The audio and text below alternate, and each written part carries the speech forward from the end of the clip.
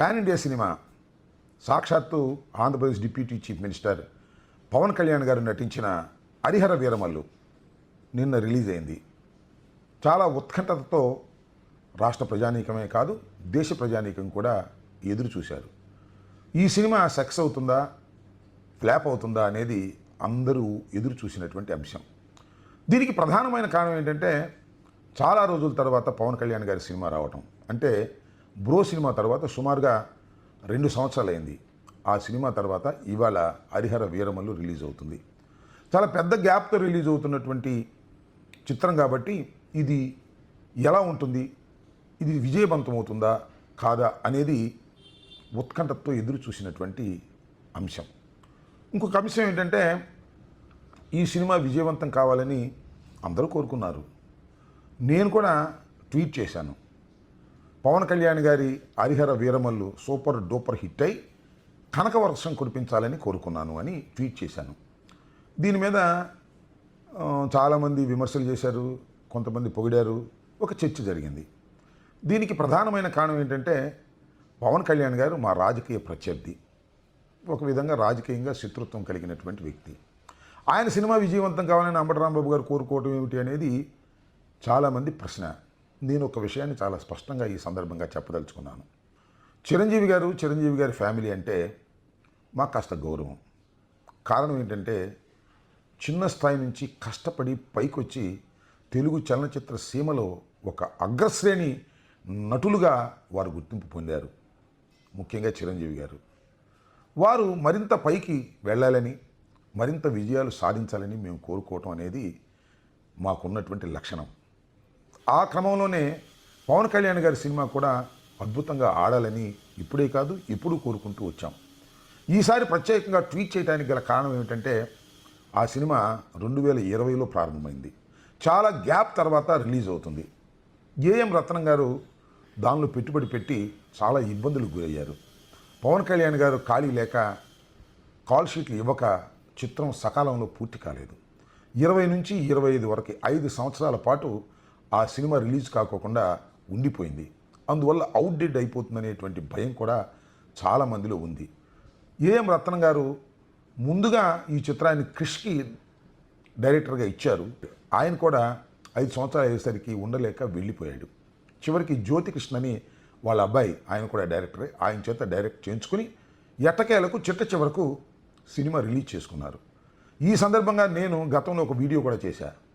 పవన్ కళ్యాణ్ గారు రాజకీయ బిజీలో పడి ఉన్న చిత్రాలను పూర్తి చేయటం లేదు, అందువల్ల నిర్మాతలు తీవ్రంగా నష్టపోతున్నారు, కాబట్టి తక్షణమే మీరు పూర్తి చేయటం మంచిది అని ఒక సలహా కూడా నేను ఇవ్వటం జరిగింది. ఆ వీడియో కావాలంటే మరొకసారి చూసుకోండి. ఇదే కాదు, ఓజీ ఉంది, దానితో పాటు వస్తాద్ భగత్ సింగ్, ఈ 2 కూడా ఉన్నాయి. ఇవి అవుట్డేట్ అయిపోతున్నటువంటి సందర్భం. ఇలాంటి క్లిష్ట పరిస్థితుల్లో ఏఎం రత్నం గారికి కనకవర్షం కురవాలని నేను కోరుకున్నాను. కనకవర్షం కురవాలని కోరుకున్నానంటే అధికార దుర్వినియోగాన్ని చేసి అడ్డగోలుగా జీవోలు ఇప్పించుకుని తద్వారా ప్రజల దగ్గర నుంచి డబ్బు కాజేయాలనేది నా ఉద్దేశం కాదు. ఇవాళ పవన్ కళ్యాణ్ గారు కూడా చేసింది అదే, అడ్డగోలుగా జీవోలు ఇష్యూ చేయించుకున్నారు. ముఖ్యంగా ఆంధ్రప్రదేశ్ ప్రభుత్వం చేత. ఆంధ్రప్రదేశ్ ప్రభుత్వం అంటే ఆయన ప్రభుత్వమే. ఒక్కొక్క టిక్కెట్కి 600 రూపాయలు పెంచుకునేటటువంటి కార్యక్రమం. ఆ విధంగా జీవో ఇష్యూ చేసిన ఆంధ్రప్రదేశ్ ప్రభుత్వం అంటే ఏంటండి, నాకు అర్థం కాలేదు. ఒక సినిమా మొదటి రోజు చూడాలి అంటే 750 రూపాయలు పెట్టి థియేటర్కి వెళ్ళాలి. ఒక ఫ్యామిలీ 750 రూపాయలు పెట్టి థియేటర్కి వెళ్ళాలంటే 4 వెళ్ళాలంటే ఎంత అవుతుంది? ఈ విధంగా దోపిడీ చేసే కార్యక్రమాన్ని పవన్ కళ్యాణ్ గారే సాక్షాత్తు చేయటం ధర్మమేనా? సినిమా బాగుంటే ఏ రేటు ఉన్నా ఆడుతుంది అనేది అందరికీ తెలిసినటువంటి సత్యం. ఇది నేను చెప్పినటువంటి అంశం కాదు. నారాయణమూర్తి గారు ఒక చిన్న నిర్మాత, దర్శకుడు, ఆయన చెప్పాడు, సినిమా బాగుంటే ఆడుతుంది, బాగోపోతే రేటు పెట్టినా ఆడదు, రేటు పెట్టకపోయినా ఆడదు అనేది ఒక నగ్న సత్యం సినిమా ఫీల్డ్లో. నా విజ్ఞప్తి, నాకు ట్యాక్స్ ఫ్రీ వద్దు, ఏం వద్దండి, నా గవర్నమెంట్ సైడ్ నుంచి ఏ సహకారం వద్దండి ప్లీజ్. నేను కోరుకునేది ఏంటంటే దయచేసి మీరు ప్రమోట్ చేయండి సినిమాని, నా సినిమా గురించి చెప్పండి, సినిమా జనంలోకి వెళ్ళి చేయండి, జనాన్ని చూడమని చెప్పండి. ఏమాత్రం సినిమా బాగుంటే జనాన్ని కనెక్ట్ అయితే సినిమా సక్సెస్ అవుద్ది. ఆ హెల్ప్ చేయండి, దట్స్ వాట్ ఐ వాంట్. కానీ మొదటి రోజునే ప్రజల దగ్గర నుంచి డబ్బులు సక్సెస్ చేయాలి అనేటువంటి భావనతో ఇలాంటి జీవోలు ఇష్యూ చేసి అధికారాన్ని దుర్వినియోగం చేశారు పవన్ కళ్యాణ్ గారు అని అంట. ఇది తప్ప కాదు. ఒకసారి ఆలోచించండి. ముఖ్యంగా పవన్ కళ్యాణ్ గారు కూడా ఆలోచించండి. ఇంతటితో ఆగల పవన్ కళ్యాణ్ గారు రేవంత్ రెడ్డి గారి మీద కూడా ఇన్ఫ్లుయెన్స్ చేశారు. రేవంత్ రెడ్డి గారు ఒకానొక సందర్భంలో, ముఖ్యంగా పుష్ప సినిమాకు జరిగినటువంటి ఒక సంఘటన సందర్భంగా శాసనసభలో వివాదం అయితే ఏ విధంగా మాట్లాడారో మీ అందరికీ తెలుసు. ఇంకా బెనిఫిషియల్ ఉండవు, టిక్కెట్లు పెంచే ప్రశ్నే ఉండదు అని సాక్షాత్తు శాసనసభలో ప్రతిజ్ఞ చేసినటువంటి ఆ రాష్ట్ర ప్రభుత్వాన్ని, రేవంత్ రెడ్డి గారిని కూడా చంద్రబాబు గారి ద్వారా ఇన్ఫ్లుయెన్స్ చేసి రేట్లు పెంచేశారు. భయంకరమైన రేట్లు పెంచేటటువంటి కార్యక్రమం చేసినటువంటి విషయం మీకు తెలుసు. आज स्पेशल प्रिविलेज मांगे तो ये सरकार में नहीं मिलने वाले। मैं जब तक मैं कुर्सी में रहता हूं तब तक नहीं देता हूं। ఇలా రెండు రాష్ట్రాల్లోనూ ఏదో ఒక విధంగా ఈ సినిమా ఆడినా ఆడకపోయినా మొదటి 2 రోజుల్లోనే డబ్బంతా సక్ చేయాలనేటువంటి ఉద్దేశంతో అధికారాన్ని దుర్వినియోగం చేసి జీవోలు ఇప్పించుకున్నటువంటి పవన్ కళ్యాణ్ గారిని ఏమనాలి?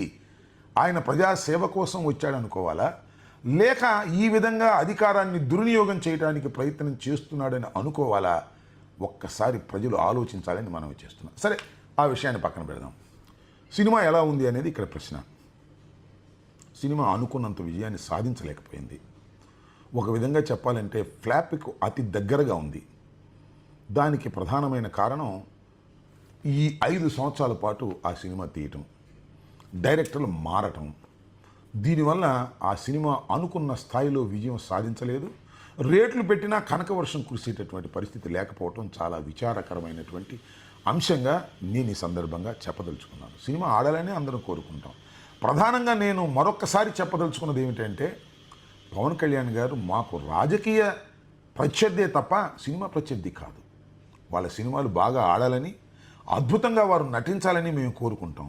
మరి ముఖ్యంగా చెప్పాలంటే పవన్ కళ్యాణ్ గారు కానీ, చిరంజీవి గారు కానీ అద్భుతమైన నటులే తప్ప అద్భుతమైన రాజకీయ నాయకులు కాదు అనేది ఇప్పటికీ ఎప్పటికీ నా అభిప్రాయం. రాజకీయంగా వారు అంతగా మెచ్యూరిటీ లేనటువంటి వ్యక్తులు, రాజకీయంగా వారు ప్రజల దగ్గరికి వెళ్ళలేనటువంటి మనుషులు, రాజకీయంగా విజయం సాధించలేనటువంటి వ్యక్తులు, ఎవరి కోసమో ఉపయోగపడే వ్యక్తులే తప్ప స్వయం ప్రకాశితులు కాదు అనేది ఇప్పటికీ ఎప్పటికీ నా నిశ్చిత అభిప్రాయం అని ఈ సందర్భంగా నేను చెప్పదలుచుకున్నా. ఏది ఏమైనా హరిహర వీరమల్లు విజయం సాధించకపోయినా అధికారాన్ని మాత్రం దుర్వినియోగం చేశారు పవన్ కళ్యాణ్ గారు. ఇది సరైనటువంటి విధానం కాదు, మంచి పద్ధతి అంతకంటే కాదు అని మాత్రం స్పష్టంగా చెప్పదలుచుకున్నా. ఇంకా మిగిలి ఉన్నటువంటి 2 చిత్రాలు ఓజీ, ఉస్తాద్ భగత్ సింగ్, ఈ 2 సాధ్యమైనంత తొందరలో రిలీజ్ అయ్యే విధంగా చేసి ఆ నిర్మాతల్ని సపోర్ట్ చేయండి, వారిని కాపాడండి. ఫ్లాప్ అవుతాయో సెక్స్ అవుతాయో అది వేరే అంశం. ముందు వారు ఒక టెన్షన్ నుంచి రిలీజ్ అవుతారు. ఇంకా రాబోయే కాలంలో మీరు చిత్రాల్లో నటిస్తారా లేదా అది వేరే అంశం. కాబట్టి తక్షణమే మీరు ఆ 2 చిత్రాల్లో నటించి విడుదల అయ్యే విధంగా చేసి నిర్మాతలకు ఊరట కలిగించవలసిందిగా కోరుతున్నాను. అదేవిధంగా ఇంకొక అంశాన్ని కూడా చెప్పదలుచుకున్నాను. తణుకులో నిన్న సినిమా రిలీజ్ అవుతున్నటువంటి సందర్భాన్ని పురస్కరించుకొని మీ అభిమానులు మా నాగేశ్వరరావు గారు వ్యాన్ వెళుతుంటే ఆ వ్యాన్ మీద ఎక్కి తొక్కి గందరగోళం చేశారు. ఇలాంటి అంశాలను ఖండించండి, వారిని కంట్రోల్ చేయండి.